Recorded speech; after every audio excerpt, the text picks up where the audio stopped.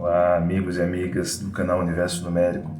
Hoje trazemos para vocês um curioso conto do grande Machado de Assis chamado Ideias de Canário. No início do século XX, Albert Einstein nos trouxe a seguinte frase: tudo aquilo que o homem ignora não existe para ele. Por isso, o universo de cada um se resume ao tamanho do seu saber. Machado de Assis, com a sua genialidade, nos disse a mesma coisa com esse conto. Então, assistam esse breve conto e depois deixem nos comentários o que vocês entenderam de como nós vemos o mundo de acordo com o que nós temos como base de conhecimento e de experiência. Grande abraço e vamos lá.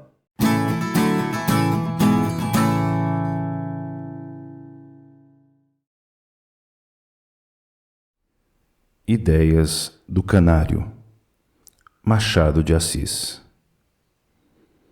Um homem, dado a estudos de ornitologia por nome Macedo, referiu a alguns amigos um caso tão extraordinário que ninguém lhe deu crédito. Alguns chegam a supor que Macedo virou o juízo. Eis aqui o resumo da narração. No princípio do mês passado, disse ele, indo por uma rua, sucedeu que um tílburi à disparada quase me atirou ao chão. Escapei saltando para dentro de uma loja de Belchior. Nem o estrépito do cavalo e do veículo, nem a minha entrada, fez levantar o dono do negócio, que cochilava ao fundo, sentado numa cadeira de abrir. Era um frangalho de homem, barba cor de palha suja, a cabeça enfiada em um gorro esfarrapado, que provavelmente não achara comprador. Não se adivinhava nele nenhuma história, como podiam ter alguns dos objetos que vendia. Nem se lhe sentia a tristeza austera e desenganada das vidas que foram vidas. A loja era escura, atoalhada das coisas velhas, tortas, rotas, enxovalhadas, enferrujadas, que de ordinário se acham em tais casas. Tudo naquela meia desordem própria do negócio. Essa mistura, posto que banal, era interessante.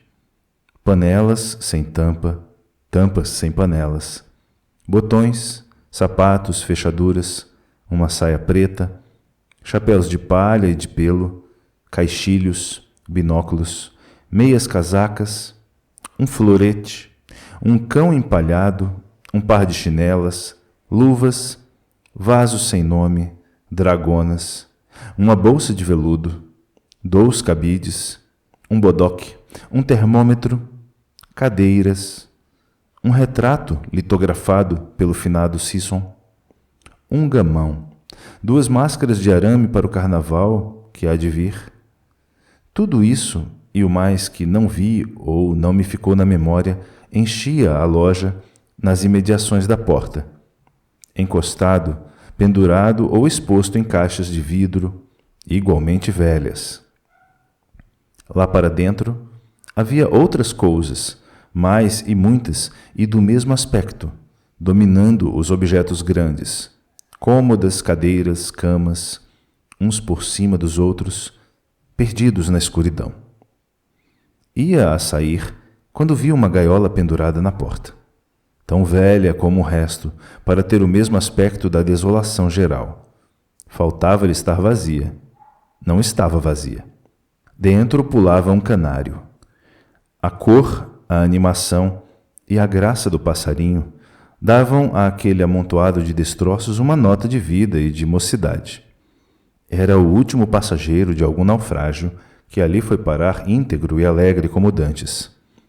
Logo que olhei para ele, entrou a saltar mais abaixo e acima, de poleiro em poleiro, como se quisesse dizer que no meio daquele cemitério brincava um raio de sol.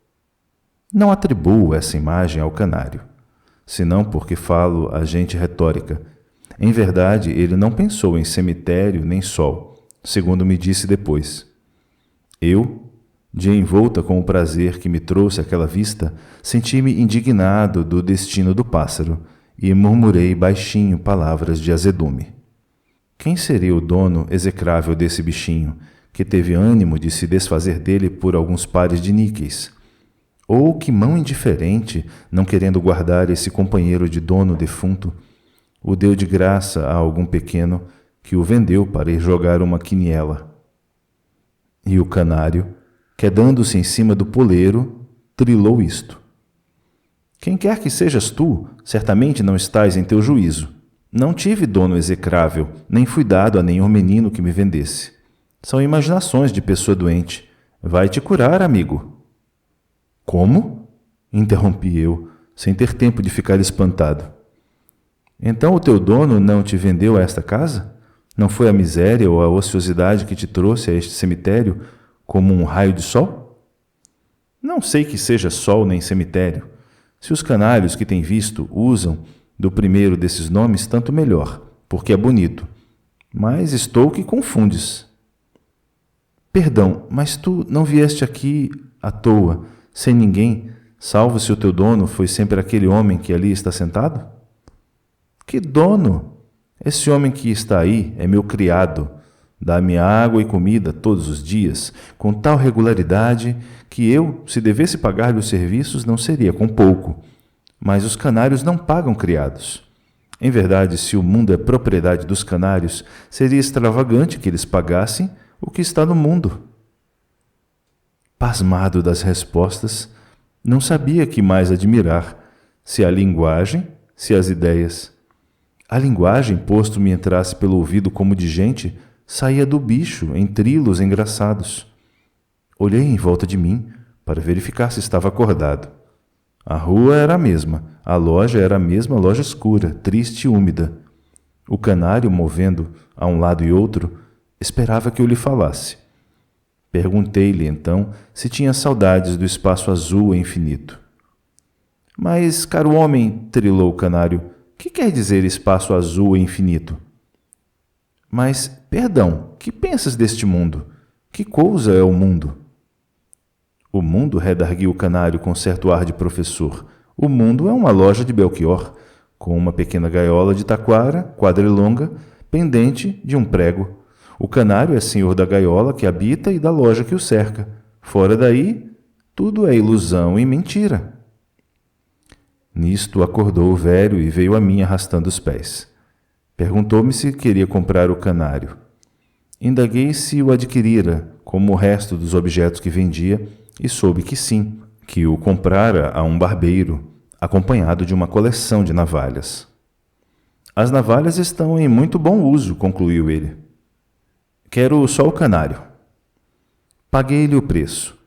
Mandei comprar uma gaiola vasta, circular de madeira e arame, pintada de branco, e ordenei que a pusessem na varanda de minha casa, donde o passarinho podia ver o jardim, o repuxo e um pouco do céu azul. Era meu intuito fazer um longo estudo do fenômeno, sem dizer nada a ninguém, até poder assombrar o século com a minha extraordinária descoberta. Comecei por alfabetar a língua do canário, por estudar-lhe a estrutura, as relações com a música, os sentimentos estéticos do bicho, as suas ideias e reminiscências. Feita essa análise filológica e psicológica, entrei propriamente na história dos canários, na origem deles, primeiros séculos, geologia e flora das Ilhas Canárias, se ele tinha conhecimento da navegação, etc. Conversamos longas horas, eu escrevendo as notas, ele esperando, saltando, trilando. Não tendo mais família que 2 criados, ordenava-lhes que não me interrompessem, ainda por motivo de alguma carta ou telegrama urgente, ou visita de importância. Sabendo ambos das minhas ocupações científicas, acharam natural a ordem e não suspeitaram que o canário e eu nos entendíamos. Não é mister dizer que dormia pouco, acordava 2 e 3 vezes por noite, passeava à toa, sentia-me com febre. Afinal, tornava ao trabalho para reler, acrescentar, emendar. Retifiquei mais de uma observação, ou por havê-la entendido mal, ou porque ele não a tivesse expresso claramente. A definição do mundo foi uma delas. 3 semanas depois da entrada do canário em minha casa, pedi-lhe que me repetisse a definição de mundo. O mundo, respondeu ele, é um jardim assaz largo com repuxo no meio, flores e arbustos, alguma grama, ar claro e um pouco de azul por cima. O canário, dono do mundo, habita uma gaiola vasta, branca e circular, donde mira o resto. Tudo o mais é ilusão e mentira. Também a linguagem sofreu algumas retificações e certas conclusões que me tinham parecido simples, vi que eram temerárias. Não podia ainda escrever a memória que havia de mandar ao Museu Nacional, ao Instituto Histórico e às universidades alemãs, não porque faltasse matéria, mas para acumular primeiro todas as observações e ratificá-las. Nos últimos dias, não saía de casa, não respondia a cartas, não quis saber de amigos nem parentes. Tudo era eu e o canário. De manhã, um dos criados tinha a seu cargo limpar a gaiola e pôr-lhe água e comida. O passarinho não lhe dizia nada, como se soubesse que a esse homem faltava qualquer preparo científico. Também o serviço era o mais sumário do mundo. O criado não era amador de pássaros. Um sábado, amanheci enfermo. A cabeça e a espinha doíam-me. O médico ordenou absoluto repouso. Era excesso de estudo. Não devia ler nem pensar. Não devia saber sequer o que se passava na cidade e no mundo. Assim fiquei 5 dias. No sexto, levantei-me, e só então soube que o canário, estando o criado a tratar dele, fugira da gaiola. O meu primeiro gesto foi para esganar o criado. A indignação sufocou-me. Caí na cadeira, sem voz, tonto. O culpado defendeu-se, jurou que tivera cuidado. O passarinho é que fugira por astuto. Mas não o procuraram? Procuramos sim, senhor. A princípio trepou ao telhado, trepei também. Ele fugiu. Foi para uma árvore, depois escondeu-se não sei onde. Tenho indagado desde ontem. Perguntei aos vizinhos, aos chacareiros. Ninguém sabe nada. Padeci muito. Felizmente a fadiga estava passada e com algumas horas pude sair à varanda e ao jardim. Nem sombra de canário. Indaguei, corri, anunciei e nada. Tinha já recolhido as notas para compor a memória, ainda que truncada e incompleta, quando me sucedeu visitar um amigo que ocupa uma das mais belas e grandes chácaras dos arrabaldes. Passeávamos nela antes de jantar, quando ouvi trilar essa pergunta. Viva, senhor Macedo! Por onde tem andado que desapareceu? Era o canário. Estava no galho de uma árvore. Imaginem como fiquei e o que lhe disse. O meu amigo cuidou que eu estivesse doudo. Mas que me importavam cuidados de amigos? Falei ao canário com ternura, pedi-lhe que viesse continuar a conversação, naquele nosso mundo composto de um jardim e repuxo, varanda e gaiola branca e circular. Que jardim? Que repuxo? O mundo, meu querido. Que mundo? Tu não perdes os maus costumes de professor? O mundo, concluiu solenemente, é um espaço infinito e azul, com o sol por cima. Indignado, retorqui-lhe que, se eu lhe desse crédito, o mundo era tudo. Até já fora uma loja de Belchior. De Belchior? Trilou ele às bandeiras despregadas. Mas há mesmo lojas de Belchior?